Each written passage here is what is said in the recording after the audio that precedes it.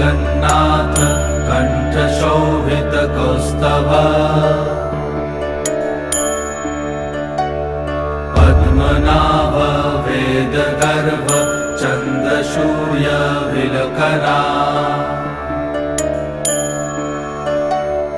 जगन्नाथ लोकनाथ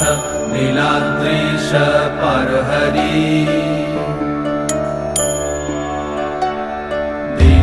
दीनबन्धुर्दया सिन्धु कृपालु जनरक्षका कम्बुपाणि चक्रपाणि पद्मनाभ नरोत्तम जगत्तं पालको व्यापी सर्वव्यापी सुरेश्वर